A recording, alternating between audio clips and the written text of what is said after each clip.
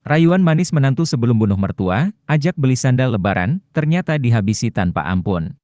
Novi Damayanti, menantu yang bunuh mertua di Kendari sempat merayu sebelum membunuh korban. Rayuan yang dilakukan Novi Damayanti itu berupa ajakan kepada mertua agar ikut dengannya. Padahal selama ini hubungan Novi Damayanti dan mertuanya itu tak akur. Demi melancarkan aksinya, Novi Damayanti pun berpura-pura baik di depan sang mertua. Novi Damayanti membunuh mertuanya, Mirna, 51, di Jalan Madusila, Anduonohu, Kecamatan Po Asia, Kota Kendari, Sulawesi Tenggara, Minggu, 7 April 2002. Mirna dibunuh oleh Novi Damayanti 3 hari sebelum Hari Raya Idul Fitri 2024. Rupanya hal itu sudah direncanakan oleh Novi Damayanti dengan membayar eksekutor, MF alias Cimman. Sang eksekutor dijanjikan uang 75 juta rupiah dan biaya bulanan 4 juta rupiah selama 3 tahun. Menurut pengakuan Novi Damayanti, 23, ibu mertuanya, Mirna, 51, sempat mengungkit pernikahannya dengan suami. Mirna menyinggung pernikahan Novi Damayanti dan suaminya, insinyur, yang terjadi karena kecelakaan.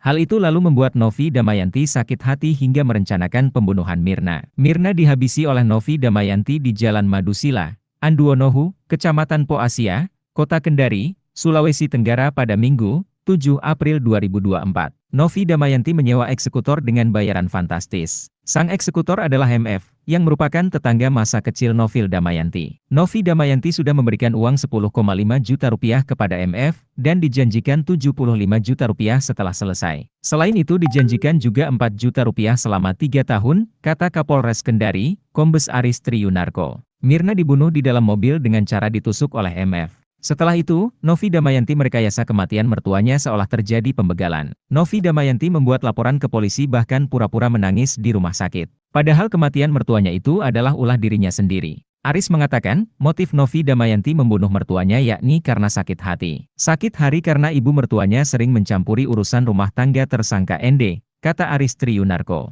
Berdasarkan pengakuannya, Novi Damayanti sakit hati karena diungkit soal kehamilannya. Saat itu Novi disamakan dengan temannya yang menikah karena hamil duluan. Novi sama kayak Iraya, sama-sama menikah karena kecelakaan, kata Novi mencontohkan ucapan Mirna sebelum dihabisi. Tak hanya itu saja, Mirna juga mengatakan kalau anaknya belum tentu menikah dengan Novi Damayanti jika tidak hamil duluan. Katanya kalau kau tidak ada iklal, kau belum tentu menikah sama Ilang, katanya lagi mencontohkan ucapan mertuanya.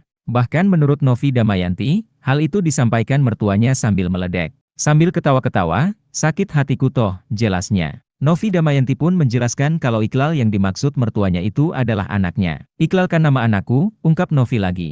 Kepolisian Resor Kota Kendari akhirnya membongkar pembunuhan berencana. Kepolisian Resor Kota Kendari akhirnya membongkar pembunuhan berencana berkedok begal di Jalan Madusila, Anduonohu, Po Asia, pada Minggu, 7 April 2024. Terbongkarnya pembunuhan berencana itu usai polisi berhasil menangkap eksekutor berinisial MF alias CM, 21, di salah satu perumahan yang tak jauh dari rumah ND, Selasa, 16 April 2024. Dari pengakuan CM, polisi pun akhirnya mendapati fakta begal hanyalah kedok untuk membunuh M, 51, atas suruhan dari menantunya ND, 24. Rencana pembunuhan M tersebut dirancang di salah satu warung bakso yang ada di Kota Kendari pada Minggu, 7 April 2024. Saat itu, sekitar pukul 8 WITA, ND dan CM janjian di warung bakso. Mereka berdiskusi soal cara mengeksekusi mertua ND. Kata ND, awalnya ia meminta CM membusur mertuanya. Namun, CM mengatakan kalau dibusur kemungkinan M masih akan hidup. Ini mertuamu toh kalau dibusur, lama prosesnya belum tentu dia mati kalau dibusur. Ujar ND menirukan percakapan CM dengan dirinya. Kata ND, CM pun kemudian menawarkan untuk langsung membunuh mertuanya itu ketika sedang berbelanja bahan kue di Kota Kendari. ND mengaku sempat takut dengan aksi yang akan dilakukan CM,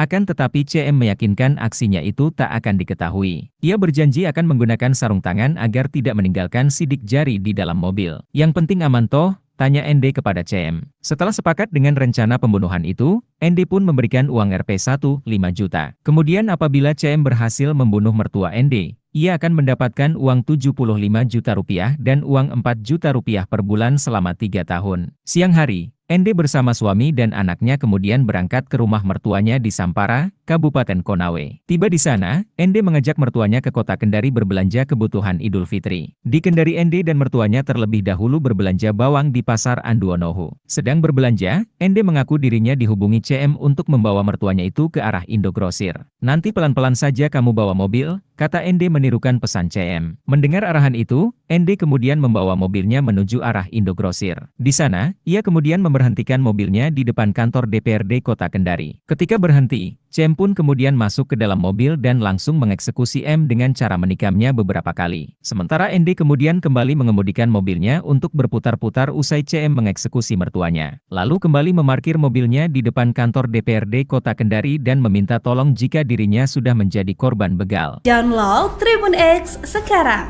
menghadirkan lokal menjadi Indonesia.